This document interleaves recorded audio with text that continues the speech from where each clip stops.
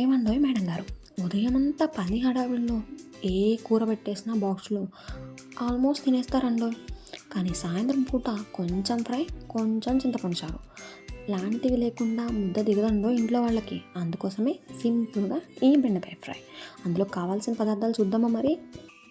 1 spoon తాలింపు దినుసులు, 1 spoon జీలకర్ర, అలాగే 4 వెల్లుల్లి రబ్బలు, కొంచెం కరివేపాకు, 2 పచ్చిమిర్చి, 2 ఉల్లిపాయలు, దాంతోపాటు కొంచెం మసాలా, పసుపు, కారం, ఉప్పు, అలాగే బెండకాయ ముక్కలు.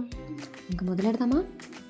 పొయ్యి మీద కడాయి పెట్టుకొని, ఫ్రై అంటే ఆల్మోస్ట్ నూనె ఎక్కువ పడిద్దండి, కాబట్టి 3 గరిటెలు నూనె వేసుకోండి.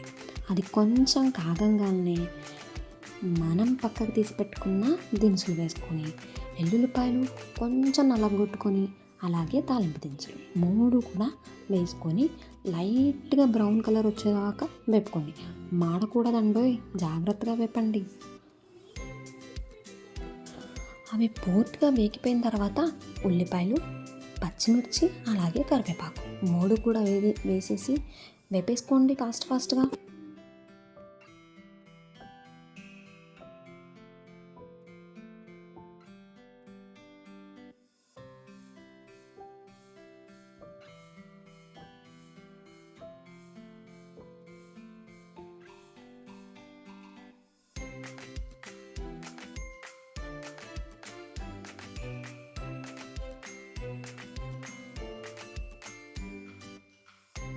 ఇదిగోండి, ఇలా బ్రౌన్ కలర్లోకి వచ్చే వరకు కొంచెం ఉల్లిపాయలు, పచ్చిమిర్చి అన్నీ మగ్గిన తర్వాత అందులోకి బెండకాయ ముక్కలు వేసేసుకోండి.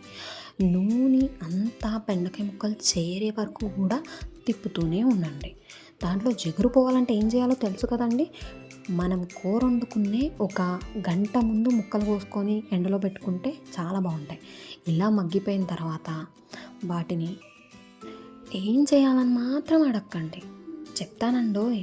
అవి పూర్తిగా మగ్గిపోయిన తర్వాత 1 స్పూన్ పసుపు, అలాగే కొంచెం కారం, 2 స్పూన్లు వేసుకోండి, మీకు సరిపోయినంత చూసి వేసుకోండి.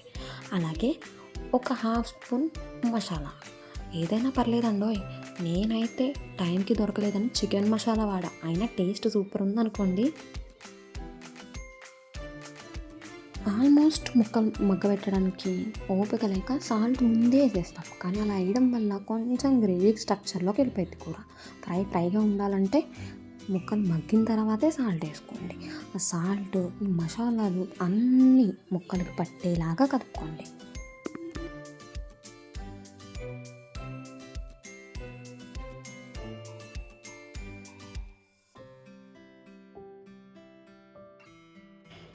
ఇదేంటి, ఏమో ముందు కొత్తిమీర తీసుకోమని చెప్పలేదు, కానీ ఇప్పుడు కొత్తిమీర వేస్తుంది అనుకోకండి.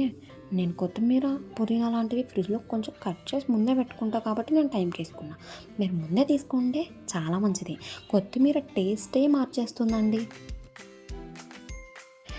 ఈ కొత్తిమీర కొంచెం కారం స్మెల్ తగ్గాక వేసుకోండి, అది చాలా ఇంపార్టెంట్. అలా వేసుకొని కలిపిన తర్వాత ఆ కర్రీ రెడీ అయినట్టేనండి తినడానికి. కొంచెం టమాటా చారు కానీ, చింతపండు చారు కానీ పెట్టుకొని దీన్ని నంచుకుంటూ తింటే ఉంటుందండి, ప్రపంచం మర్చిపోవచ్చు.